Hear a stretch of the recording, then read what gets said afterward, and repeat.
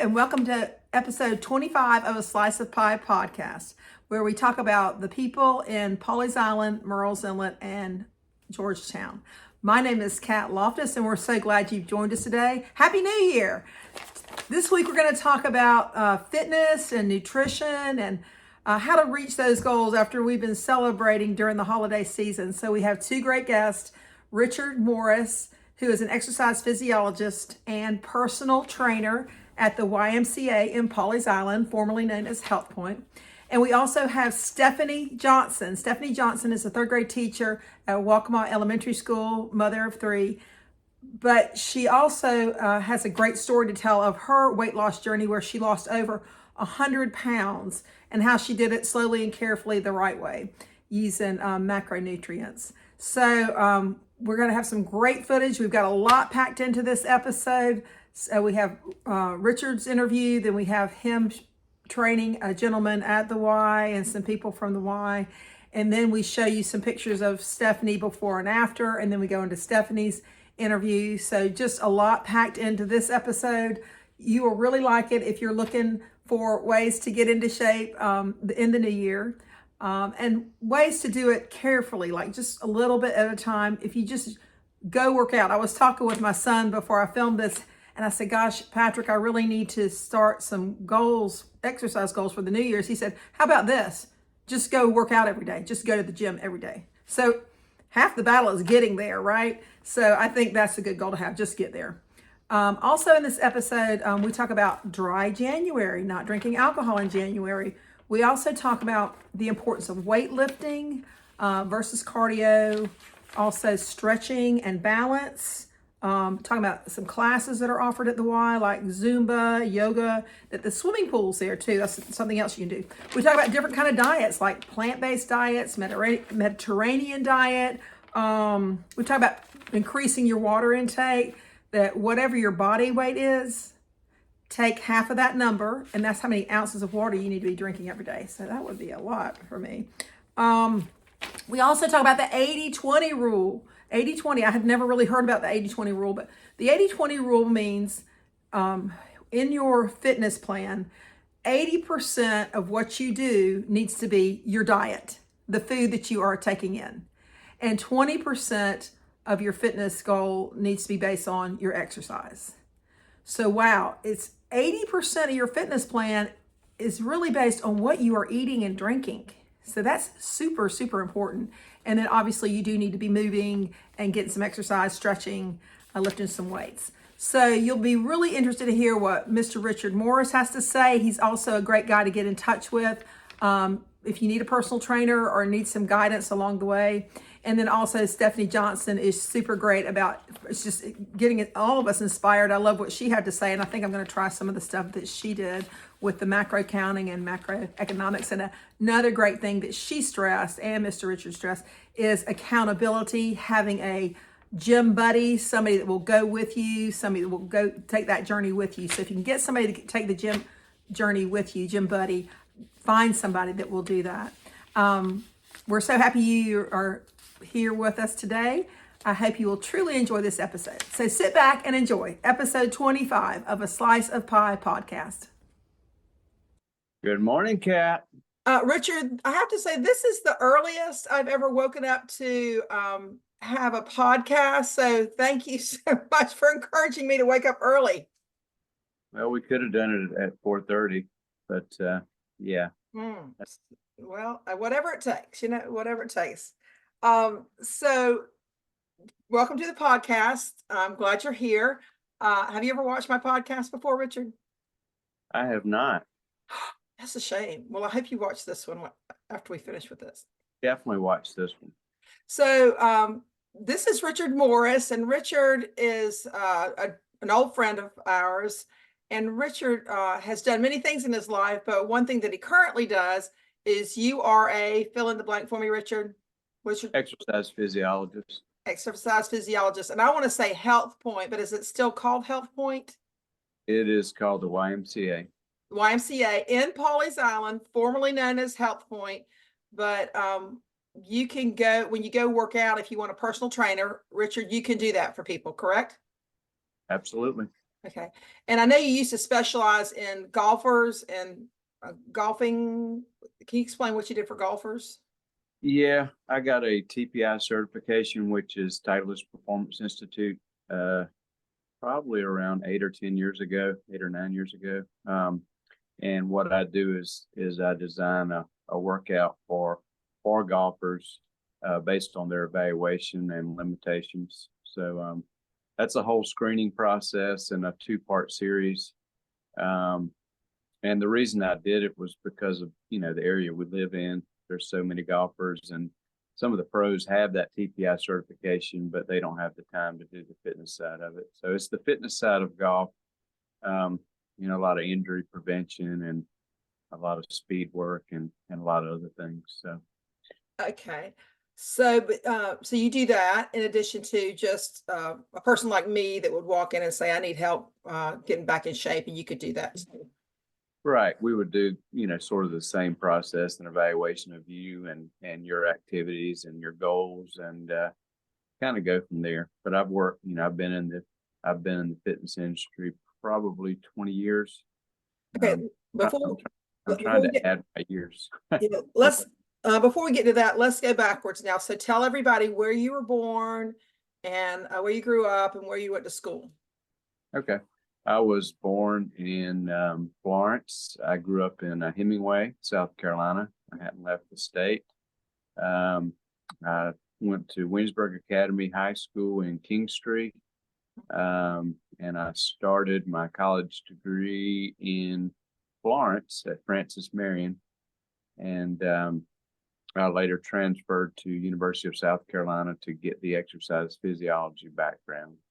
And, so I've been around a while. I graduated in 1992, and back then exercise science or physiology was started at South Carolina. Now it's probably everywhere, but that's sort of the route I went in the medical field. So you were a pioneer. I was a pioneer. Yeah, Like that. sure. Like that. All right, and let's tell us about your family. Okay, so my mother and father obviously were in Hemingway, and Love your parents. I love your parents. Yeah, my dad was a mortician, and my mother was a nurse. So I think I got the medical background from my mother. She started her own. She did public health for a long time in King Street Hemingway, and then she started her own business in comprehensive professional rehab. And so I had the medical background from her. And so I have 2 daughters, Janie and Maeve. They are both at Wofford, and now they are overseas. One is in Singapore and one is in Rome. Who's in Singapore? So I am Janie. Janie? What's Janie getting her degree in at Wofford? Finance. Finance, okay. Finance. And then Maeve's getting her degree in? Pre-law. Pre-law. So, because I knew she was doing an internship with Sean Phelan this summer to real estate law. So and then you're married too. I'm married to Amy, Mm-hmm. Amy Morris. She is a PGA golf instructor, and she does merchandise at Wedgefield Country Club. So yeah, she's been in the golf industry her whole life. So we don't play much golf together, but when we do, we play as a team. That's good. That's good. Yeah. Okay, so when did you first get into, because I know you've done a couple things, because I know you had a gym and then you were a pharmaceutical rep for a while and then you went back to fitness. Is that correct? Correct. Okay. So, and if you want to hear, Yes, so start with the Florence, what you did in Florence. So 1992, I did the cardiac pulmonary rehab at Bruce Hospital before it became, I guess, Carolina Hospital System, and it was the fitness forum in Florence. And me and the guy I was working for, we started our own business called Mr. Fit. Don't sit, get fit with Mr. Fit. Don't sit, wait a minute, get fit with Mr. Fit. Is that it? That's it. And we did some in-home personal training, door to door, and we had a small studio, and later on sold that business to McLeod, which is now the McLeod Wellness Center. And one of my clients was in pharmaceutical sales, so I had a little bit of medical background, and I was in pharmaceutical sales for probably 15 years. 15 years. And yeah, and so the position became available at HealthPoint to do the same thing I was doing in 1992, the cardiac pulmonary rehab. So I worked with a little bit of everybody. Okay. So which it's the first week in January and everybody's thinking about becoming physically fit again. I'm thinking about it. I don't know if I'm going to do anything about it. Richard, maybe I should come over there. I'm afraid if I come see you that you're going to actually make me do something. So, which I need to do something because I'm not in a regular routine of anything at this point. So yeah, it's funny because, still the same old thing in January, even in 1992, when I started, the gym is bombarded Monday mornings. We got the Monday morning warriors and, membership increases. I would say don't show up on Monday morning. Because it's the busiest time. You can't get, the equipment's really busy. Usually it dies down by Tuesday or Wednesday, and then the same process continues until February or March, and that's usually when people burn themselves out on exercise. And yeah. Well, the months are warming up too. It's so cold here right now. I mean, I say so cold, maybe 30s and 40s, which is cold for us in South Carolina, right? Right. And we're just trying to find anything to do because we can't get out to the beach or the pool or the golf course right now. So tennis courts or pickleball courts. So we're trying to find something to do to keep us warm. And but what are some things if somebody comes into the Y, also known as the HealthPoint in Pawleys Island, and they want to sign up with you, what are some? Do you do an evaluation with them first? What's the process? I would do an evaluation, screening process, just to check their medical history. So, we were a wellness center for a long time. So the population in Pawleys is going to be, a little older, a lot of young folks too. But so we would have to do a screening process and look at your goals and sort of design a workout from there. And I try to do a little bit of everything, make sure you're getting some cardio, make sure you're getting some resistance training, and also some stretching. How about something fun? Is there anything fun? I want to do do I get a snack? What do we get to do in there? Well, there's lots of classes as well. So, if somebody likes Zumba, there's a dance class, there's yoga, there's a lot of pool classes. The YMCA is the only facility that has a pool. We also have one located in Georgetown as well. Okay. And Myrtle Beach. So, the Y is big on pools. I would say our pool has something unique. It's got the warm water therapy as well as the hot tub. We got a dry sauna as well. So it's fun to get in the hot tub after and get into the sauna and sort of, relax and meditate a little. And that's what I do. A lot of breath work and get started for your day. I know Pat likes to do that. Pat likes to walk and then bike and then swim, and he'll get in there and just go at it. So have you ever seen him in there swimming in the pool? I have. He's a much better working out than I am. But when you say in the morning that the gym's crowded in the morning, what hours are we talking about that is crowded? Mid-morning, so 8 to 11. If you come early, 5:30, you shouldn't have a problem. So getting on equipment, and we do have a lot of cardio equipment. We just, I said maybe 6 months ago when the Y came in, or a year ago, the first thing they did was replace all the cardio equipment. Yeah. So we have a cardio theater, so you can watch TVs, while you're working out. Which do you have to get some earbuds, or how does that work that you can hear the TVs? Because I've never understood how to do that. We've got a code that you can do wireless, through your phone. Okay. And it will pick up into the earbuds, I guess. Yep. So you have your phone and you have your earbuds linked to your phone. You do some kind of code. Yep. Everything's so high tech, Richard. Yeah. Well, I was going to say you'd have to talk to one of our younger folks that you hooked up. But, call Janie in Singapore, see if she can help us. I would say to my client, are you here to watch TV? Or are you here to work out? But well, You can do both. Sometimes a little HGTV is not bad for the soul. There you Get a go. few decorating tips. All right. So Richard, I know that you like to sometimes, so at this point I want to talk about different kind of strategies that people use to get healthy. So one of them is exercising. Another one is diet. Can you do anything to recommend? I know a lot of people talk about protein diets or keto. Or do you do anything to recommend diets for people or ways of eating or not eating? That's a good point. So I would say, I like to say an 80-20 plan. 20% is going to be the exercise. The exercise is the easy part. 80% of the time we're working on other things, and diet is going to be way more important than the exercise aspect. I would say I've done every cleanse, every diet possible, but even in, I keep saying 1992 because that's when I started. We did a more of a plant-based diet, which cardiologists are now recommending more of a Mediterranean diet. And it's just going to be your nutrient-dense foods, your fruits, veggies. Are there a lot of a lot of beans and fruits and vegetables? Well, beans are going to be starches, but yes, beans are a good choice, and a good vegan choice for protein. So I would say number one, water.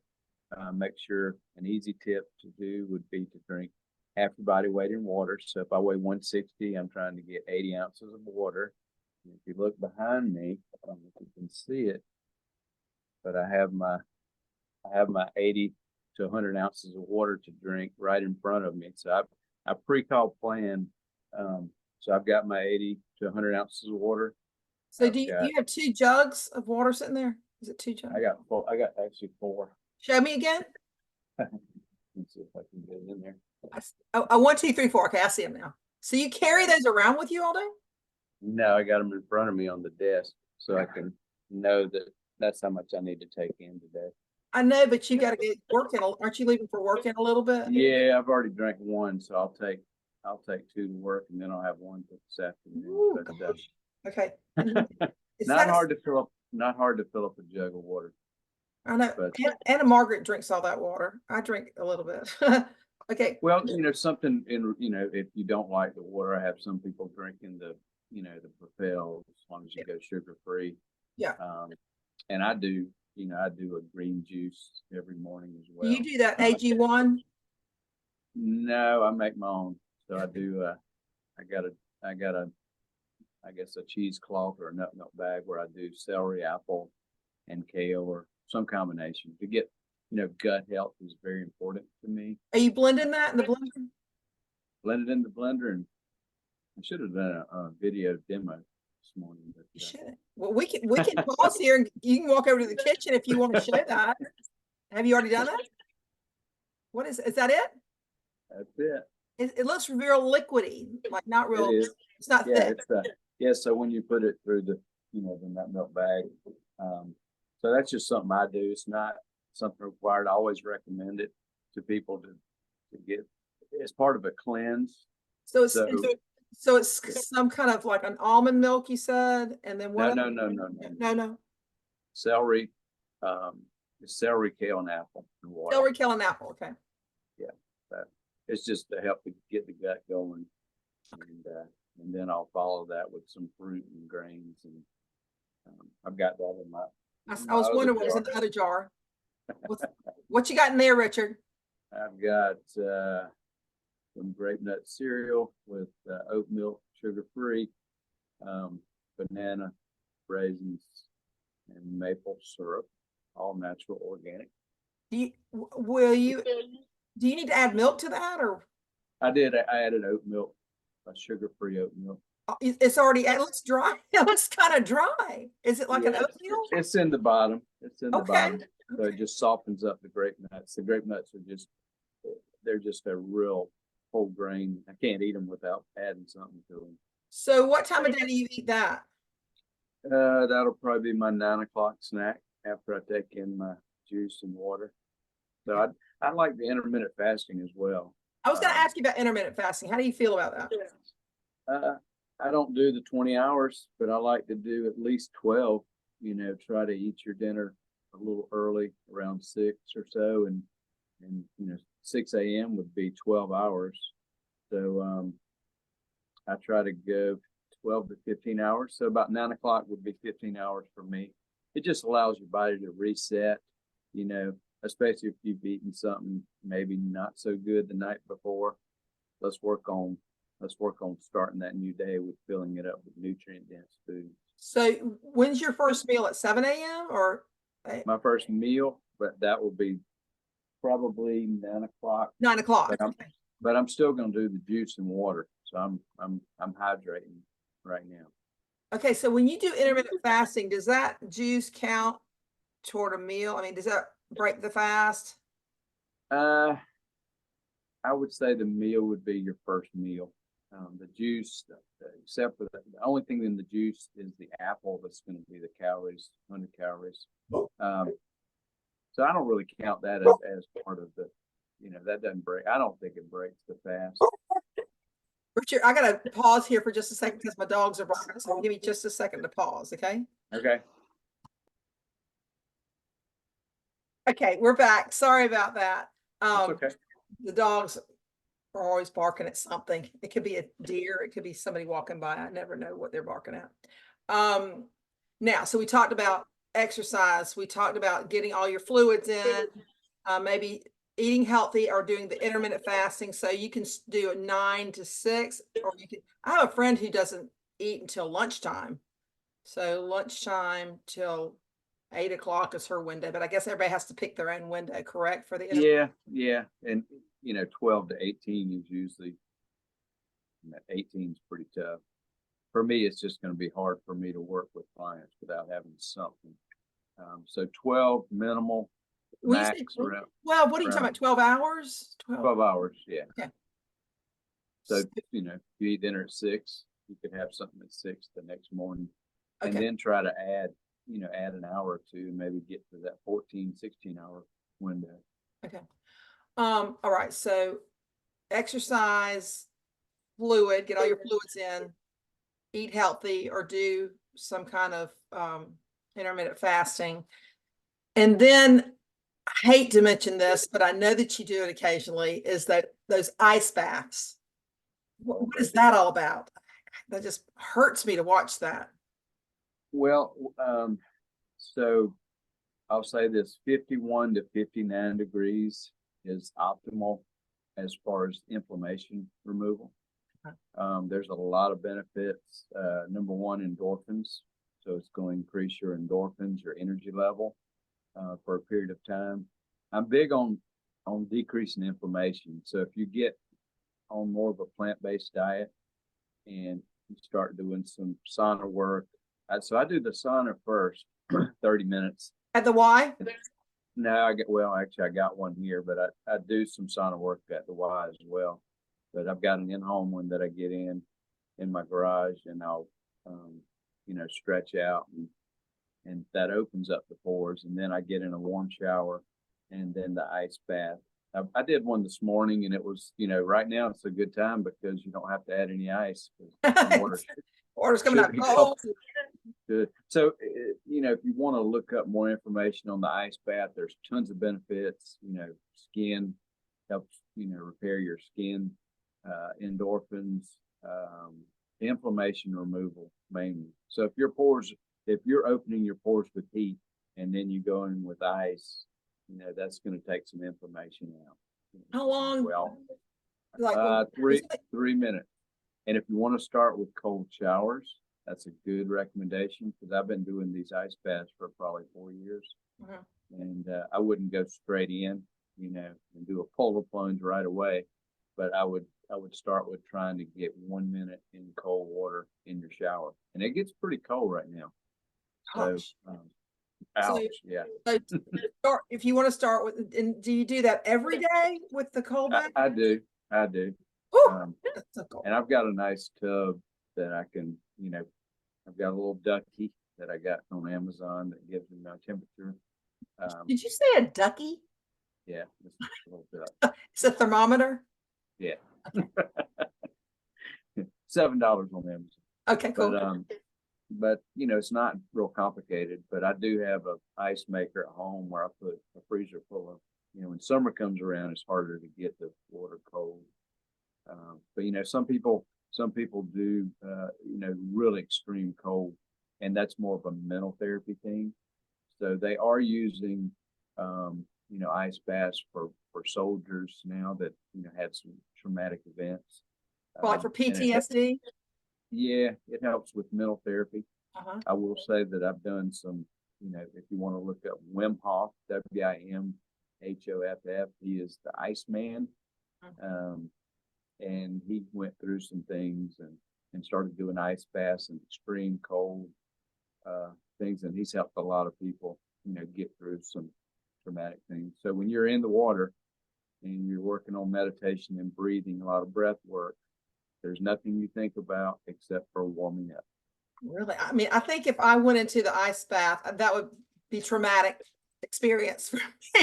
Should I'd have to really get used to that? But I do see a lot of athletes use the ice bath. I know. Yeah. And it's nothing new. It's nothing new. I mean, even in high school, we had the ice bath, machine. I mean, it's a part of, the basic, RICE principle, rest, ice, compression, elevation for injuries. They've been using ice forever, but the ice bath, so you can you can get the whole body at once, versus trying to put ice on your shoulder or your lower back, your hips, or whatever.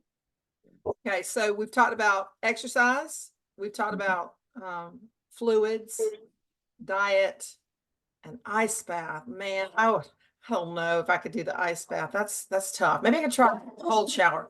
Macy, that's enough. My dogs. That would be good for a podcast. We could fill it up for you. Oh my gosh. Yeah, we can come back for that if you want to do another one. I think you've got a little video of an ice bath, which I might show my listeners. I think you posted that one time on one of your social media accounts. I know you made poor Amy do it. Yeah. I think I might have that she was a good soldier to do that. Will she take the ice? Will Amy take the ice bath? Sporadically. Okay. Well, that's better than never. I'm at never right now, so maybe I can just get one in. All right. Richard, is there any music you like to listen to? What's your favorite go-to songs when you're working out? Oh, a little bit of everything. I don't, keep up with artists, but I like Lithium, which is a little hard rock. I like a little rap, Eminem. When I get into my meditation and I teach yoga as well, I like to listen. It's different. When I start meditating, it's the slower yoga music. When I teach my classes, if I try to do something fast, my routine's over in 20 minutes, and it's a 45-minute class. So I work on yoga and meditation music, a lot. I like John Mayer. I like acoustic. I like Dave Matthews. A little bit of everything. You need to watch my last podcast. I had Thomas Rowland on. Thomas Rowland, yeah. And he's started a band called Y.M.C.A, and he's living in Nashville right now. So he's up and coming. So catch some Thomas Rowland when Y.M.C.A band. Yeah. All right.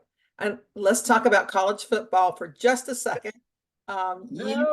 Yes. Tell the listeners what you're a fan of. Who's your? I'm Gamecock, but I did start as a Clemson fan as a kid. I never told you that, but I think you said you went to Bill Foster's basketball camp when you were young. I did tell you the story. Yeah, he was.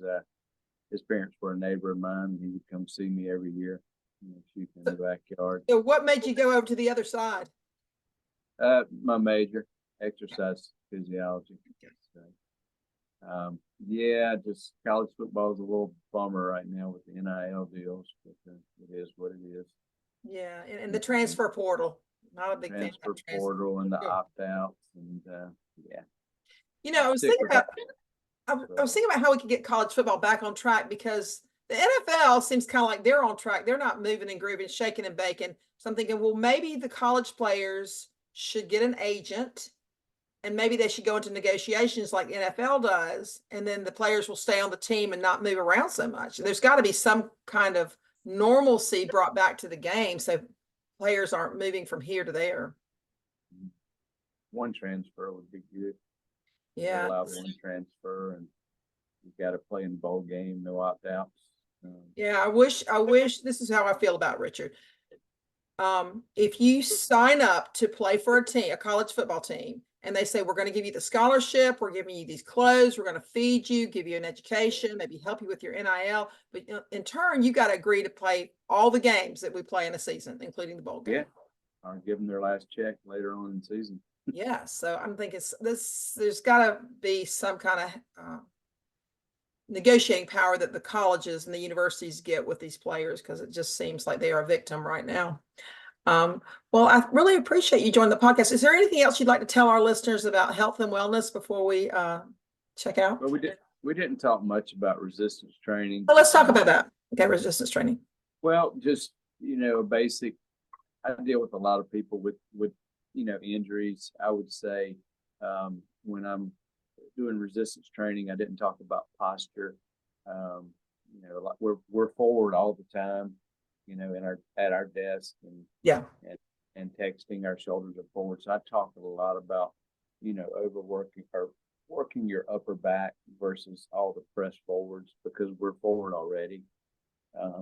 And I try to make sure people are get your shoulders back when you're at your desk, because we're typically always forward. And when I see people in the gym, they want to go straight to presses. They neglect the muscles of their upper back.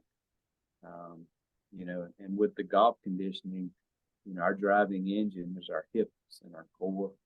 So I think a lot of people neglect, working hip flexors, hip extensors, ab adductors, and that can help with back pain later on in life. Core stability, always. Stability is yeah. Stability is balance. Stability and balance, yes. And so I met. And it was so interesting to watch what he did. He had a mat and he had a kettlebell, and all he was working on was stability. Can you repeat that?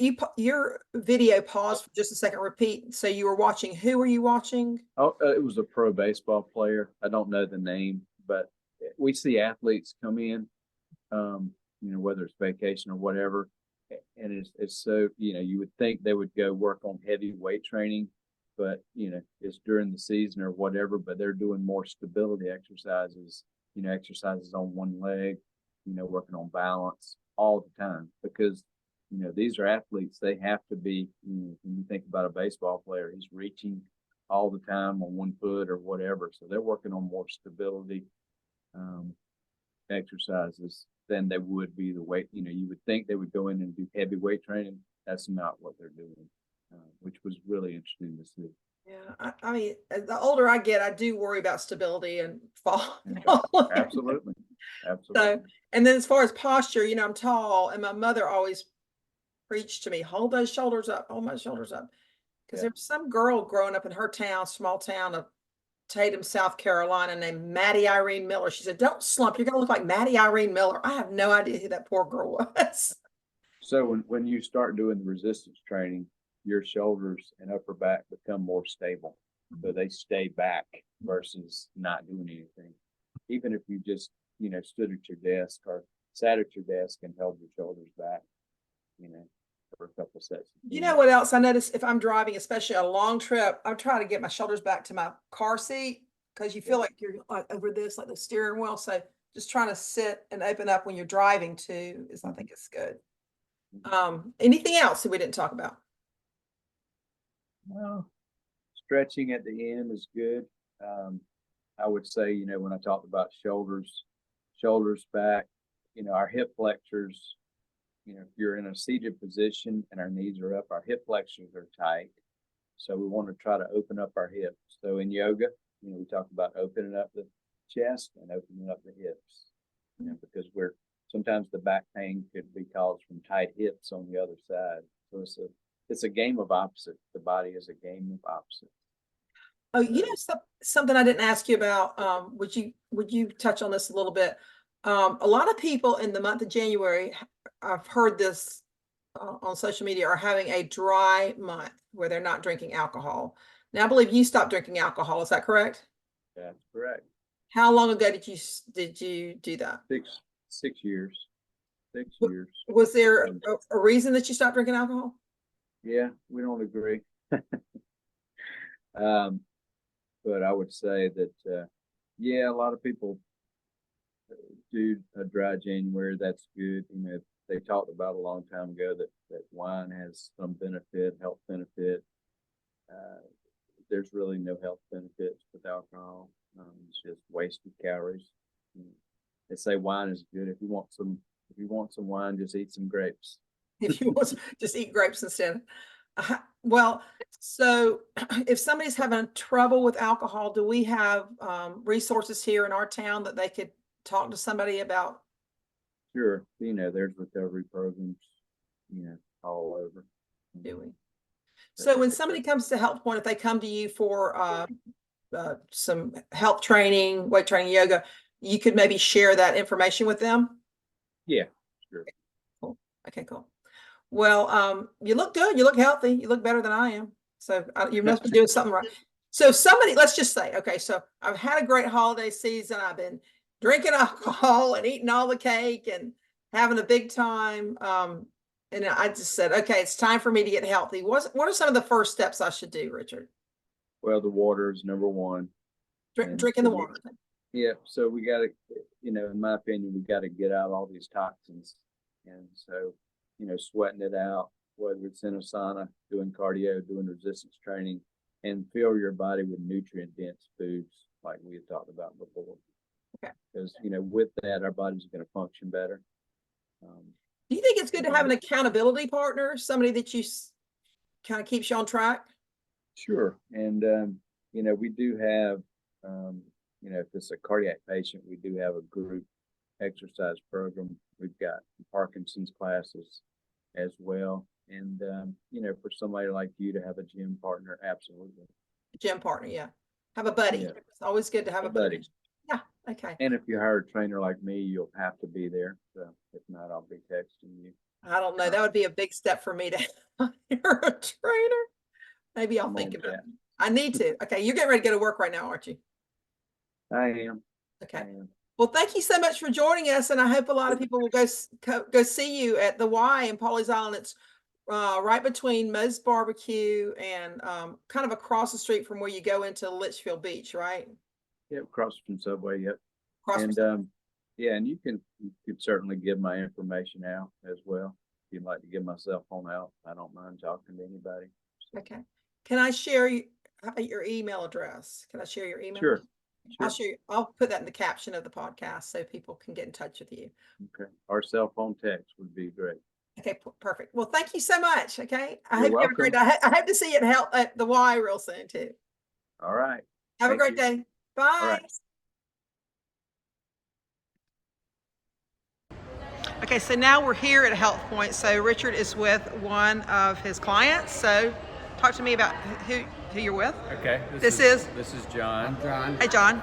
And John has had multiple shoulder surgeries, some back surgery, and he's still golfing at the youthful age of 80. You're not 80. You look good. Thank you. So this is a true example of how strength training, stretching, physical therapy can keep you on. Talk louder? Okay. Sorry. So this is a perfect example of how physical therapy, strength training, mobility training. I do a lot of TPI golf conditioning with John to get him back on the golf course. And this guy probably works harder than anybody I've ever seen. He's had double-digit shoulder surgeries, and his range of motion's gotten better, and his strength's gotten better. We're at the part of his workout where we're working on the stability portion. So we're working on some leg work, and we can go through that. And John, would you like to? John, can I just ask you a few questions real quick? So how many surgeries have you had on your? Total of 7. 7. My shoulders. I've had back surgery, neck surgery. They've had all kinds. Were they as a result of injury? I was probably born. I had a chronic condition in bilaterally in both shoulders. Okay. In high school, actually freshman year in high school, I dislocated my right shoulder on multiple occasions.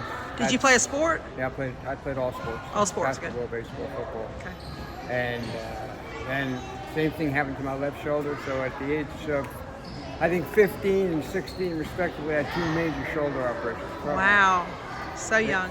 Yeah, and then after that, as I got older, the left one was perfect. The right one developed severe osteoarthritis, which means I couldn't brush my teeth, couldn't put a fork in my mouth, couldn't do anything with it. Wow. So I had a total shoulder done in Vail, Colorado by Dr. Hawkins, a renowned surgeon, shoulder surgery in the world. People come from all over the world to see him. Vail, Colorado. Had that for 2 years, blew it out because I was overactive, doing too many things. As a result, I had to go in and have it redone. And they took part of my pec, this one here, brought it into my shoulder, and that lasted 30 years, and then I ended up destroying that. And then I went to see a doctor in MUSC, orthopedic, great guy, Eichinger, his name is the best orthopedic surgeon I've ever met. And they found the hole where the socket is, Yep. 2-inch hole. So they took part of my hip, my iliac crest actually, Yeah. filled that hole. So they took the old prosthesis out. So it means for 6 months I was in a sling and I had no shoulder. There was no joint. That healed, then they went in, they put a reverse shoulder in, and that was done almost in March. It'll be a year, 6 months. In March it'll be a year. So I've been in rehab for the last 7 months. How long have you been working with Richard? About 3 years now. 3 years, yep. Now, how did you find Richard? I found Richard through a church program. And I say it one more time. A church program. Church program. And by reputation, I heard his name mentioned by numerous people. Steve Dresser, Golf Academy recommended Yeah, him. Steve Dresser. That's at Pawleys Plantation.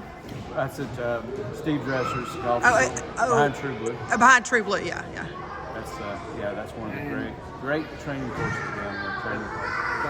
It sure is. And I've been working with him, like I say, 3 years, every Friday. I'm amazed at your never give up attitude, that you kept having surgeries. You were going to have a good quality of life, right? You want that good quality of life. That's what it's all about. Okay. All right. So y'all going to demonstrate something we're doing right We're going now. to do some mobility exercises. So John, come on over. I want you to hold with one finger. And we talked about that earlier in the podcast about stability and balance. Yes. So John has got great stability and balance. So just your knee up and back down. Keep moving.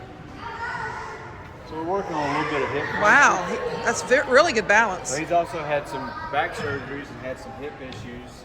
And they took part of his bone out of one hip to put in his shoulder. So other than that, he's had nothing. It's like a Timex watch. He takes the licking and keeps on ticking. That's really good balance, actually. I don't know that I can do that. So I talked about the hips and the core being the most important muscle groups. So now we're working hip flexors and core. The core is getting activated. All right, now face the wall, John, and we're gonna do one leg out. So this is working on, I talked about opening the hips. Opening the hips, yeah. And this is a little bit of abduction working on the outer thigh. So if we can open our hips, we can rotate better with the golf swing. And I do everything in tens. So if anybody did a workout at home, you could do some hip flexion, try to get it on one foot, work on the balance. But even if you just held onto a golf club, it's harder than you think. Okay. All right, so now let's go straight back, John. We're going to do a hip extension. So if our leg's going back, we're opening up our hip. Nice and slow. A little bit slower, John. That's slower. So hold at the top. So that's activating our glute and opening up our hip flexion.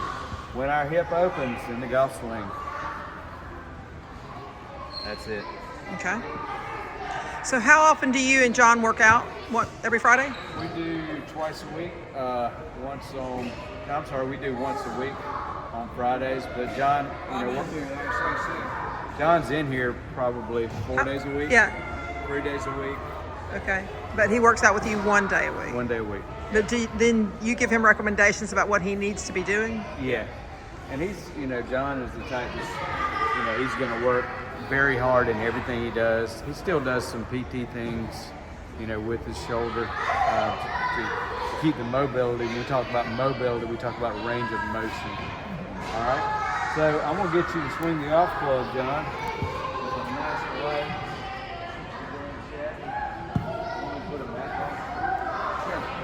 I'm going to put a mat down. Hold on. Golf swing. Okay. So before Mr. John, he had his shoulder prevented his hand from rotating this way. Okay. So now he can actually turn a little better with the golf swing. So when he came to you, could he do this motion? Or have y'all been working on it? I don't think you could turn as well. You can talk more about your golf swing and that your hand didn't allow you to. I couldn't do this. It's about as far as I could get. Okay. And I'm pretty equal now. Yeah. And I couldn't take the club back and keep the right arm touching. I still don't have it perfect because there are certain limitations. Yeah. But I'm able to get. You look a lot more flexible than a lot of golfers I see out there Absolutely. that have not had surgery. That's amazing. All right. And All right. All right. Well, thank you so much for sharing. I appreciate that. John, thank you for coming on to our podcast. I appreciate it. Okay, you have a great Friday. Same to you. Okay, so this is Tyler Wiggins. And Tyler, you work here at the Y. And what is your job? I'm the clinical exercise coordinator. Okay, great. So what are some of the services that are offered here at the YMCA in Pawleys Island? We offer a ton of overall general health and wellness programs here at the Y, including a post-physical therapy, strength training program. We have outpatient maintenance cardiac rehab.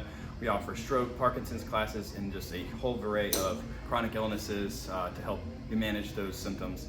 We also offer childcare while you come to the gym. We have a steam shower. We have dry saunas on the pool deck, a half-size gym. You can come in, shoot some hoops, as well as tons of group exercise classes, including body pump, barre, Zumba, anything you can think of, we offer. Plus, in the gym, the open gym, you have machines Yes, and weights. Yep, we have our gym divided into sections. First few rows are low-impact cardio machines.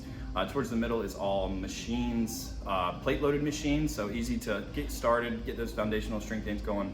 And then we do have the cables and free weights as you progress through your workouts. Right, okay, cool. And then all the little accessories that go along with that, all the balls and the mats and the bands. Correct. So you walk through our doors, anything you see, if you have a membership, anything you see in our gym is free and open game for you. We have hurdles, medicine balls, bands, web slides. I mean, you name it, or you think of it, we have it. Okay, also, now if somebody wants to become a member of the Y or come check it out, what's the best way for them to do that? Probably stopping in and talking to the ladies up at the Welcome Center. They're going to be the most thorough with you, but you could also call numbers on our website. We all are relatively pretty well versed in membership rates and fees and how it works, but definitely stopping by the front of the Welcome Center will be the best way to do it. Okay, thank you so much for talking with us today. course. Have a great Friday. You Bye. too. We really enjoyed our visit over at the YMCA with Richard Morris and his client John, and all the staff and people that work there. They were so friendly and so helpful. And if joining the YMCA is something you want to do, if you would just go to their website, you can find all about how to join and what the cost is. So that's the best place to go. And I'll put that information in the caption. Next, we're going to hear from Stephanie Johnson and how she lost all her weight after she had her third child. We're going to show you some before and after pictures, and then we'll go into the interview with Stephanie. So sit back and enjoy.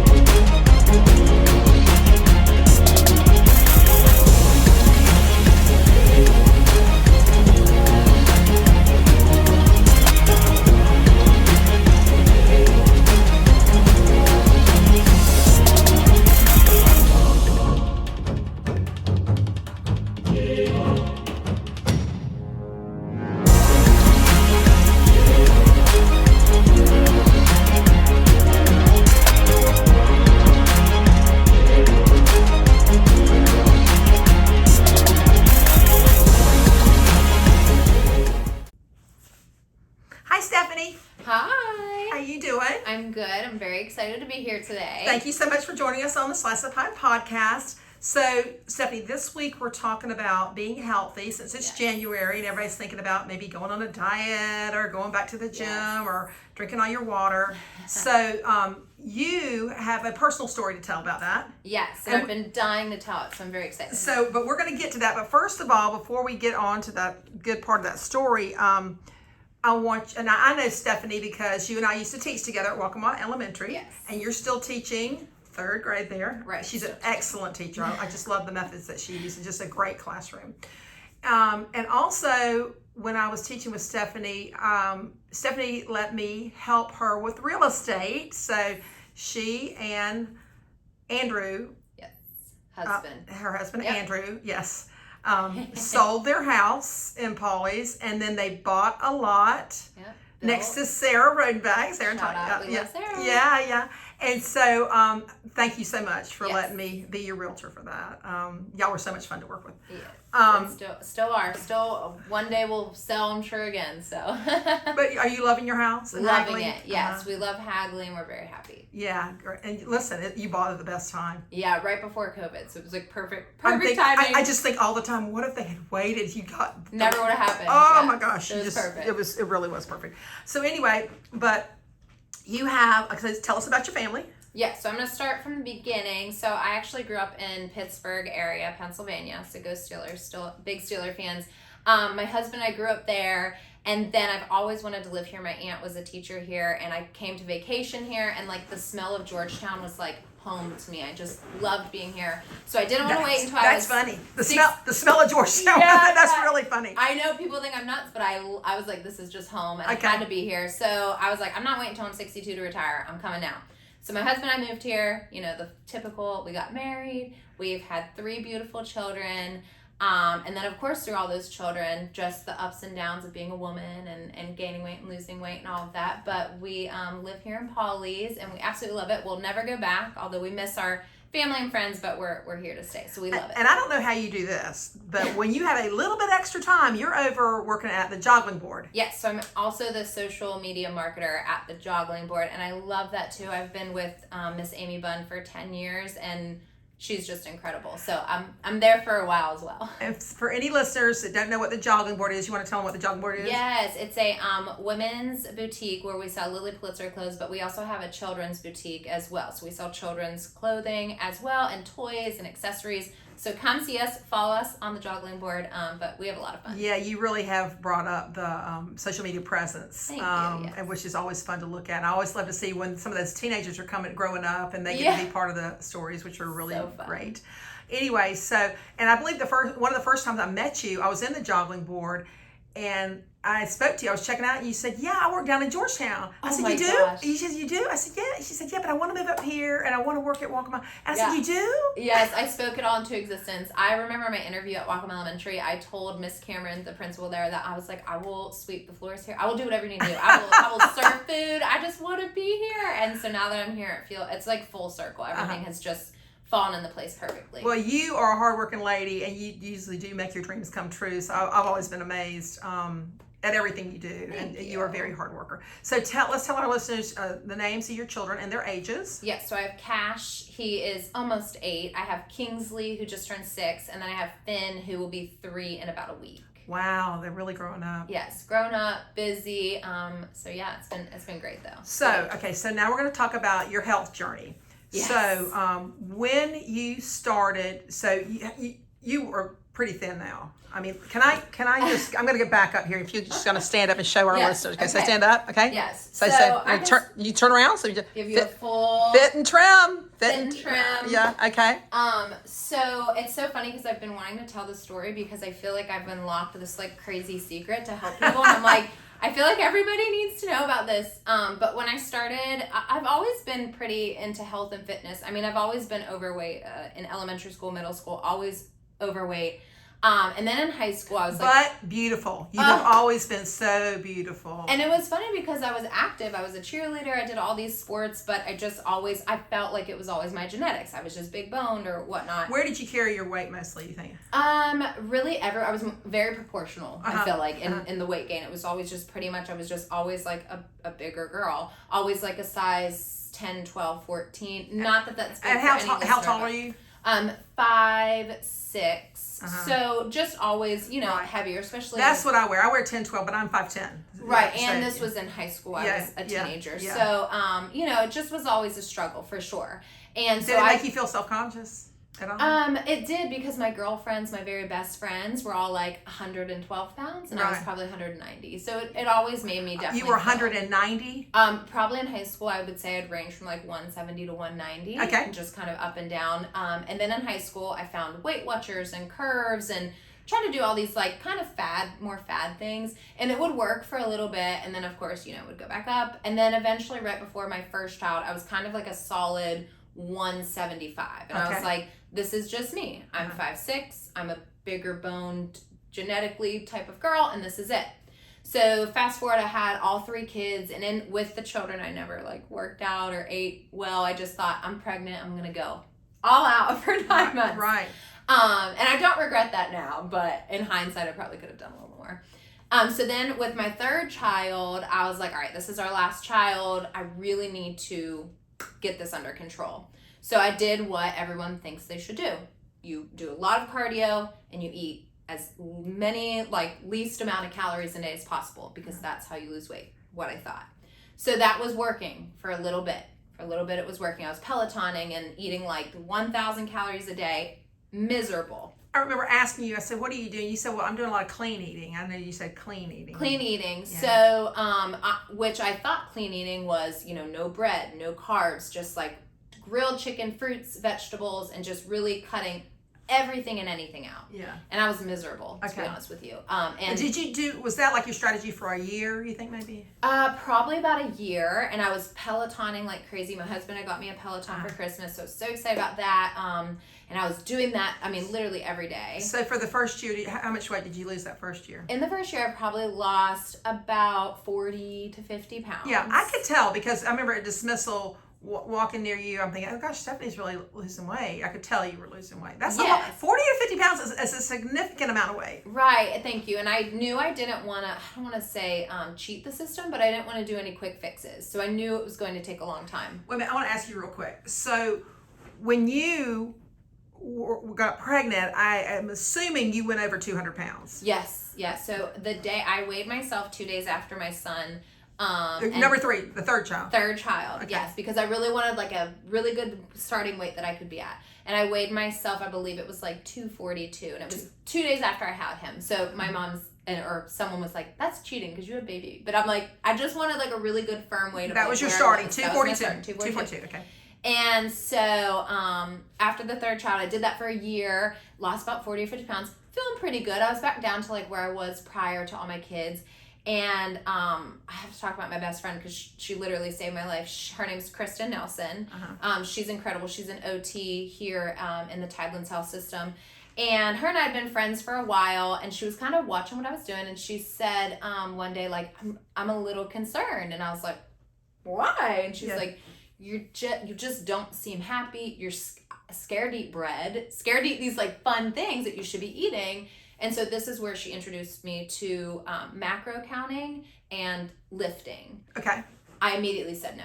I was like, no. Because you just didn't want to learn something new, or what? I was scared that I was going to look like a bodybuilder. And Okay, yeah. In my brain, I was wanting skinny and thin. That's just what I had in my mind. Skinny and thin was the way to go. Barbie. You wanted Barbie. Barbie life. And she's like, I just need you to trust me. You're not happy, and I want to help you. And so I was like, so she kept saying to me, trust the process. So finally I was like, what do I have to lose? I'm going to give this thing a try. So I started with her, and it was a slow start with the macro counting. But I will say that's what changed the most. But I'll start basically with what we do now. So basically what she introduced me to is heavier lifting, but not bodybuilding training. So just lifting heavier, because essentially that burns more calories than running or doing cardio. Cardio is still important, of course, and we do that still in our daily routine, but a lot less of it. Lifting the heavier weights is what really has defined and cut the fat but kept the muscle tone. Okay. So now into macro counting, this is kind of where like everything took off for I me. have no idea what this is. So. It's fabulous. And I'm not a doctor or anything like that, but this is just basically what I learned from her. And she's taught me everything I know. And I literally don't know how I can repay her because it's been crazy.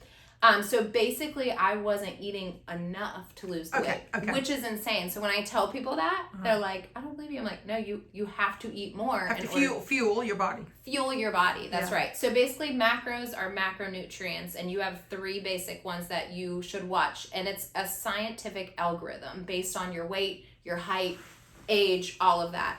So once you figure out that algorithm of what your body needs with your macronutrients, you can figure out what exactly you need to eat in order to lose the weight but keep the muscle. Can somebody go online and is there a calculator online? Yes. So Katie Hearn, she's like a fitness guru kind of in the fitness world. She has a calculator online that you can use. MyFitnessPal is what I use. It's free. Yeah, I use MyFitnessPal, yeah. Okay, perfect. And so instead of looking at calories, you want to really focus on your macronutrients, which is protein, carbs, and fats. Proteins, carbs, and fats. Yes. So when you have a balance of those 3 or whatever your body needs, with those 3 based on the algorithm that spits out from the calculator, you can literally figure out down to a science what you need to eat to lose weight. Okay. And I wasn't eating enough. Okay. So I was going from eating like 1,000 calories a day to almost 2,000. Oh gosh. Which is crazy to think. I think it's hard to eat 1,200 calories a day. I can't imagine doing 1,000. I was starving, so I was really happy. I was like, thank God I can eat again. But I was very skeptical at first. I was like, there is no way that this is going to work. And within 2 years, I'm down 110 pounds. So with that 50, then I lost an additional 60 more. And now I weigh 137.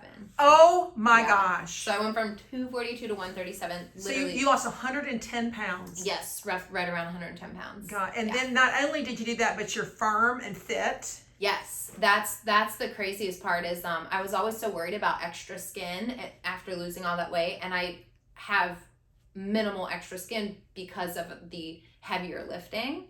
But I will say it is 80-20. I've heard this before, and it's 100%. That's what Richard Morris said, who I interviewed earlier this morning. He was talking about 80-20. What you're putting in your body. It is what happens in the kitchen is where you're going to make the most effects and positive impacts on your body. It's everything comes down to what you're putting in you. Wow. So would you like to be a personal trainer? So people ask you that? Yeah, and it's funny. I used to work at Curves when I was younger, and I loved it. But I really love. So I don't know if you knew this, but before I was an education major, I actually was a nutritionist major. I didn't know that. Yes, and I was in like pre-med bio nutrition, and I loved it. But there was a lot of cooking, and I was like 20, and I was like, "What is this? I am not signing up for this." So I changed to education. Love education, but I do love food and looking at healthy foods and what you're putting in your body. So I think I would do more on like Instagram, maybe coming up with something to show people what I eat in a day or the macronutrients. And my best friend Chris and I have talked about starting a page because I get so many questions. Right. An Instagram page for moms or anybody who wants to count macros and work out. But yeah, I've thought about it. I just think I don't know anybody else like you in Pawleys Island that has lost that much weight and looks so good. You've done such a great job, and you got to feel so good about yourself. I do. It's a lot of. I've tried to come to terms with like the body positivity because I still have days where it's funny. The body dysmorphia is 100% real because I'll still look in the mirror and like I can't quite grasp what I look like now, the new me. But I'm working on it. That's like my 2024 goal. It's like body. You'll look in the mirror, you'll think you're Yes. big. You think you're big. Yes, almost, or just, I was a size, that size for so long, it's hard. I've never in my life, because I had thought I'm just big boned. Yeah. And it's just not true, you can definitely get to where you want to be if you can put in the work. So what size do you wear now?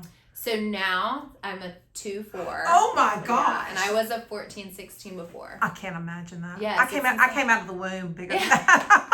I know, I feel the same way. I'm like, Yeah. I just never thought I could get here, but truly with the macro counting, and I do go to HealthPoint, so I know Richard, you interviewed Richard. Yeah, We I love Richard. Richard. And I go to HealthPoint, so I go there at 5:30 in the morning, but that's for the listeners. I always start with when someone asks me, how did you do it, or what do you recommend to me? The one thing I think you have to figure out is, really if you want it, because a lot of people say like, oh, I need to lose weight, but you really have to want it and make it a focused priority. Of course, after my family and job and things, that was like the next thing. I just was solely focused on that. And was Andrew real supportive of that? I love my husband here. So now he is. It's so funny because for those of you who don't know my husband, he's like 5'10", 5'11", almost 6 foot, and like 175 pounds. Yeah. Like, just not fair. Yeah. Can eat whatever he Right. wants. Has like a built-in six-pack. But he is a general contractor, and he works hard every day. He works very hard. So I think that with his metabolism, Yeah. he's so at first he just wasn't, he would just kind of still do his own thing. But now it's great. He comes to the gym with me at 5:30. Does he? In the morning. Yes, he's been eating a lot healthier and drinking more water. Good. And so he's gotten on the bandwagon, and he's like, this is actually, I feel better. Good. Even though he was so fit for so long, he feels inside better. So, and how much water do you drink every day? So I think the algorithm, and I hope I'm not wrong about this, but I believe it's you take your body weight and divide it into 2, and that's how many ounces you should drink a day. So I, of course, have the Stanley. So I try to drink. You're Stanley girl. Stanley girl. So I try to drink at least 2 to 3 of those a day. But then on top of that, I love seltzer water. Okay. And I love poppy drinks, which is like a apple cider vinegar drink that you can drink too. It's really tasty. So I probably drink about 100 ounces a day. Wow. Okay. Let's talk about alcohol for a second. Because, we live in a resort area. Yes. A lot of partying and fun. People come on vacation. Yes. They want to have their margaritas and the beers and Yes. whatever else and wine. So you don't drink alcohol. I don't, not at all. And it's not funny, but someone asked me recently, they said, what's the story? And I was like, I just don't like it. There is no story. I also am a control freak, and I know with alcohol, you can get out of control. So I'm like, I need to be in control of myself at all times. But I don't drink. So for me, it was funny. I talked to a lot of people again about this. And I think the thing with macro counting and a healthy lifestyle is you have to find something that is going to last. And if you enjoy a glass of wine, or you enjoy Tito's or whatever it is, you still need to build that in. And that's what I love about macro counting is you can still build that in. Friday night, you're going to have a drink. You can kind of plan your day around that. Yeah, but I think it's a drink. It's a drink. Yeah, that's right. It's not like That's 5 drinks. Yes, Yeah. and if you can do like club soda instead of juices or whatever, you can figure out ways around, to still enjoy the things that you want. Okay, so for our listeners, they can go online and they can just probably enter macronutrient calculator. Yes, and Katie Hearn has a really good one. Spell her last name. I believe it's HearN. Okay, I'll look it up and put it in the caption. And it's Katy, I believe. Okay. She's great, and she's the one that makes the Alani Nu energy drinks. Okay. So it has been really helpful in my journey. But yes, that MyFitnessPal. MyFitnessPal's a great app. And there's tons of articles. I know someone once told me they're like, that's a lot of research. And I'm like, yeah, but once you figure it out and you have the calculator, it's really easy. How long did it take for you to get into a rhythm with the macronutrients? A little bit of time, because it's when you start, you'll realize you are most likely under eating in your protein. So that's why I really had to up my game is protein, because of course protein is where your muscles get fed. But also carbs and fats. So fats was a big thing for me. I love peanut butter. I love almond butter. I love avocados. And everybody thinks those are healthy things. And you're right, they're healthy. And it was funny when I first started, my best friend Kristen was like, so what'd you eat for breakfast? And I was like, well, I had half of an avocado in the morning on my toast, and then I have the other half in my salad.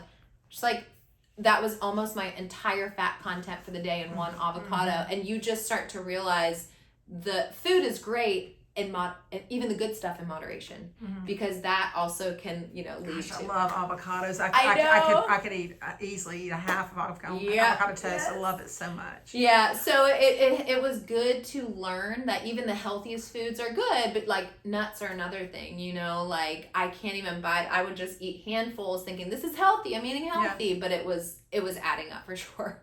Okay, gosh, I think I want to try this now. I've got to try something. So yes, well, I'm here for you. Thank you. Okay, so well, that's so super exciting, and I'm just so glad. And thank you so much for sharing. Do you think like your faith plays a part of this? Did you have to pray or meditate or anything like that about this?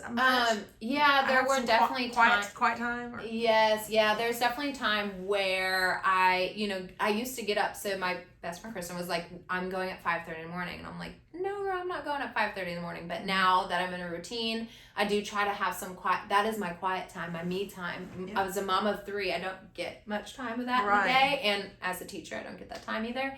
So in the mornings, I go at 5:30 literally for my quiet me time. So a lot of times in the sauna or the steam room, I'll actually pray, meditate, sit quietly. Sometimes I even do my bills, like something that I can't on my phone. I'm like in there just because or shopping at Publix, my order. Like it is just my me quiet time. But I actually do a lot of praying in the steam room, which is funny just because it's dark and quiet and warm and can you take us through an average day of what you ate today, or just what do you normally eat for breakfast? Oh yeah. So an average day looks like I wake up at about 4:30, 4:45. Yeah. But I go to bed about 9. I'll wake up about 4:30, 4:45, get ready for the gym, jump in the car, and the thing that gets me out of the bed is I make protein balls, or I'll buy them from Costco. So they're just like peanut butter. I can give you the recipe to post on the podcast, but it's like just peanut butter, oats, chocolate chips, just something, and that motivates me to get out of bed. You eat one of those? Just one. So it's just like a little treat, and they're pretty big. They're about that big. And then I have my pre-workout drink, which was like another treat. So pre-workout drink basically just gives you energy pretty quickly to get in the gym and like get a good workout in. So I do those 2 on the way to the gym. You do not drink coffee? No, but a lot of people do use coffee as their pre-workout before the gym. So you can absolutely do that. I just don't drink coffee. So do the pre-workout. Then I drive to the gym. We do our workout, which is normally heavy lifting. We'll add a little cardio in on some days. Do you have a workout buddy? Kristen. Yeah. So my best Do you think that's helpful, have a workout buddy? 1,000%, because before, even without her, I would have never gone. But knowing that somebody is going to be there on time at 5:30 and kind of hold you accountable. It does. So that's been so helpful to have her. And then, of course, she knew what she was doing in the gym as far as lifting and exercising. I think I had a easier journey as far as that, because a lot of people go into the gym not knowing what to do. So I think someone like Richard would be really helpful. Absolutely, to get started with him. Or what I used to do prior to meeting with Kristen is I would go on Instagram and find girls who I knew I could follow and trust their workouts and not doing anything crazy in the gym, and I would just follow on their Instagram reels what they were doing that day and would just mimic that. So like lifting some weights. Yes, and knowing what to do with that. But you're not getting on the treadmill. Some days. So the other day we actually did a workout where I was on the treadmill. Kristen was on a weight machine, and then she would do her set of 8, and when she was done, we'd switch. Okay. She'd go on the treadmill, then I go on the treadmill. So some days we'll add more cardio in, but a lot of times it's really just heavier lifting. And I can tell you, I'm not a bodybuilder, and it does not turn you into a bodybuilder. No. Well, women and men are just built differently. We have different hormones, so it's just not going to happen that way for us. Right. So after then the gym, I come home, I get ready, and I'll eat breakfast. I normally do. I love protein oats, so I'll do a scoop of protein powder in oats. I love protein pancakes, and then if I'm not feeling protein, I'll just eat a yogurt bowl one day. What's a protein pancake? So you just take pancakes mix and protein powder. Protein powder, yeah. So you can buy protein powder at any grocery store. Right? Yes, and any flavor you'd like. So just to get that extra protein in, I think it tastes really good. And then of course go to school. I'll have a snack, so a protein bar, fruit, vegetables, hummus. Something like that. I'll eat lunch, which is normally a salad. When do you eat your snack? What time? When I really try to listen to my body. I'm not into the fasting and things like that because if I'm hungry, I'm hungry, and if I'm at school, I gotta eat. So I really just try to listen to my body. So if I am hungry, I'll eat something in between. If I'm not, I won't, but I'm normally hungry during that time. Okay. And so, you want your little snacks, and then for lunch, what are you going to have? I normally have salads. I love tuna. I'll pack leftovers from the night before, but it's normally, again, a more higher protein source. So I always try to do like shrimp, chicken, fish, and then vegetables. And I've seen this girl on Instagram, and I have to find her name, but she's into quantity eating. So basically eating a lot, but it's things that are made out of healthful ingredients that don't give you a lot of calories, but of the good stuff. So like egg whites. I've seen her make pizza out of egg whites. Wow. Or like things like that where you can eat a whole pizza or a whole big thing, and it feels like you're eating pizza, but you're eating something that's good for you. That's cool. Yes. Okay, so then, so you come home. Another snack in between that for little- sure. little Always snack. will have a little snack in between that. Okay, and the supper? Dinner, and so that is tough because, you know, I have to feed the kids and my husband. So I do try to make things that we can all kind of eat collectively. It does get hard because, you know, sometimes they want a pizza from Domino's. So I normally will still do what they want, but I always have something on hand that I can eat. Or sometimes I'll just eat it. If I build it in, if I know I want pizza that night, I'll build it into my macros. Yeah, you know, Domino's has that thin crust veggie pizza. Yes. I Yeah, love that. there are ways around it for sure. Like, absolutely. And our other pizza places too. I mean, Yes, absolutely. They could probably do that for you. Okay, and then you're just drinking water all the day. Drinking water all day. You don't eat a dessert. You Oh, never- absolutely. Every night. I make dessert nut. Yes, that has actually been my favorite thing. Just figuring out ways to eat desserts that are still healthy and I'm getting what I want from it.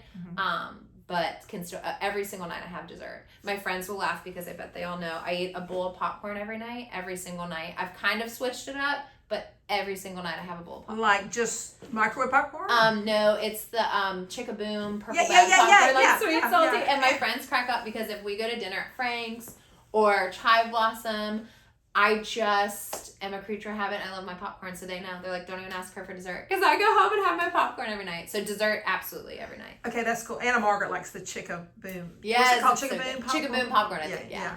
So, okay, so it sounds like you love living in Pawleys Island. Love living in Pawleys Island, yes. Yeah, it's great. So, and you've taken advantage of, well, it's not HealthPoint anymore. It's called the YMCA now. YMCA, yes. Yeah. They're incredible. I have thought about wanting to maybe like teach a class there or do something there just because I just feel like I've unlocked this crazy thing where I'm like, people don't have to suffer. You do not have to eat under 1,000 calories a day. Once you figure out this algorithm, it has been life-changing that food does not have power over me.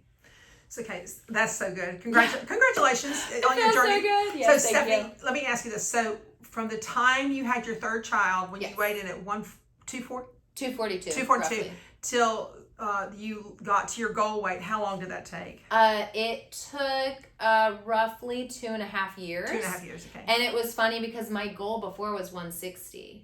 And then I got to 160 and I was like, I feel like I could still, you know, I still have more goals or things I want to accomplish as far as my measurements and weight. So then I got to 150. I was like, oh, I feel like got to 140. And now that I'm 137, I'm definitely happy where I'm at, going to stay right here where I'm at. You look healthy. You look yes, good. I feel like I look healthy and I'm great. So I'm definitely going to stop. And I'm actually going to try to step off the scale for a bit and just focus on what I'm putting my body in. Now, I weigh every day. It's not always good, but I just try and weigh every day. Do you weigh every day? So, Kristen, if you're watching, no, she's like, get rid of the scale because it really comes down. And we talked about this before. My goal was skinny, thin.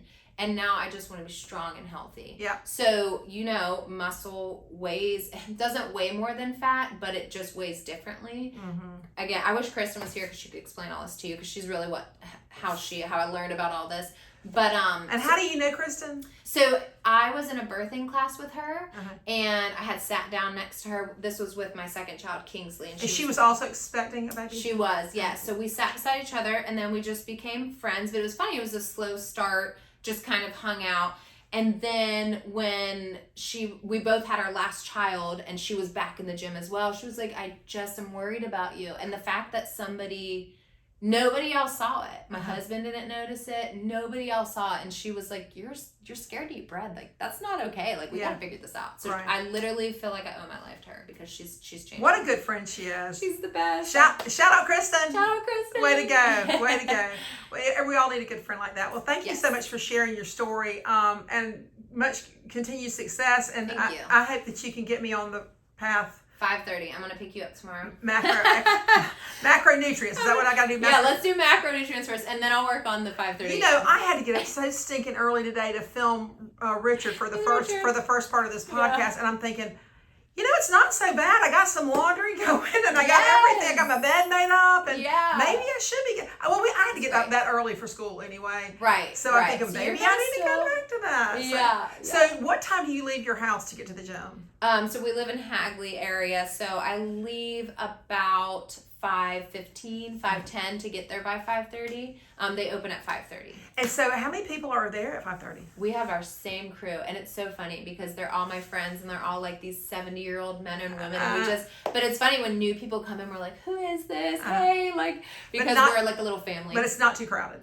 Not too crowded, no. And Mr. Del Bagno, our assistant principal, my boss is there. It's kind of funny working out next to him and then going to school. And then I'm like, hey, long time no see. Yeah, he's super healthy. Oh, I want to ask you this one question because I saw him because Casey, his wife, doing the plunge. Yes, in the with the ice. And Richard Richard's a yes, the cold plunge is this new thing. Oh my gosh! So literally just 2 hours prior to this, I was texting him and just checking in because we actually him and I downloaded this app called the Y.M.C.A app.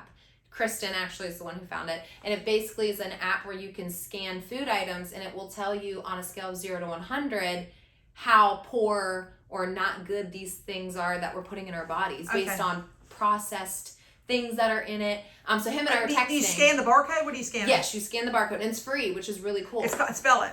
Y.U.K.A, the Y.M.C.A app. Y.U.K.A, Y.M.C.A app. Okay, cool. And it's based on a bunch of different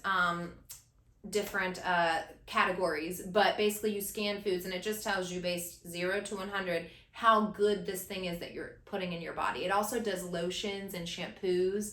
But it was really interesting. My husband loves the Lance peanut butter crackers. And you're like, those are pretty decent.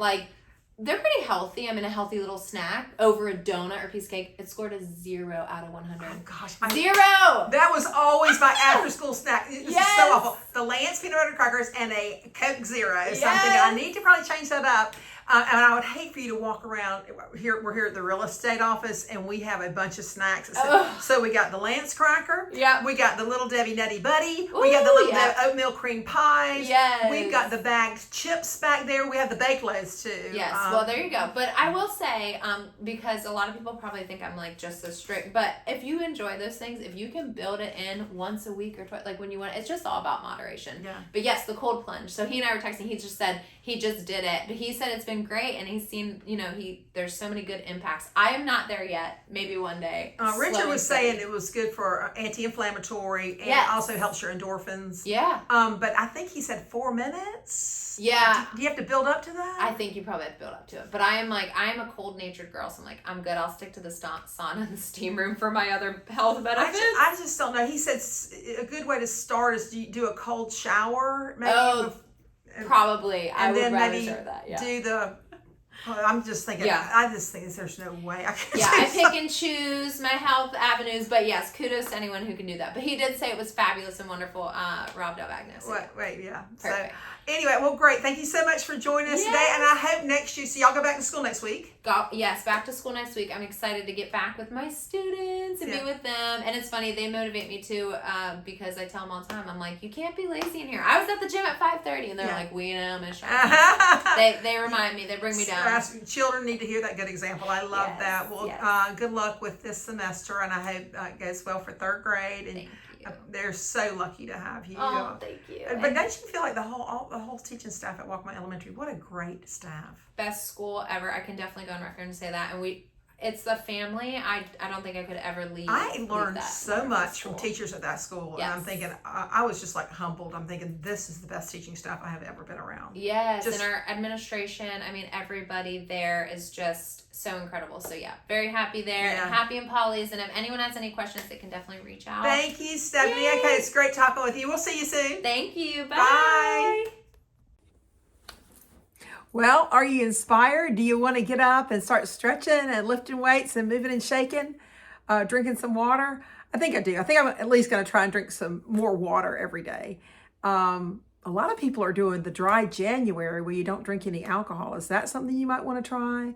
And it seems to be that weightlifting is becoming the exercise of choice instead of so much cardio, because it seems to be that's what really gets people in shape and helps them to lose weight.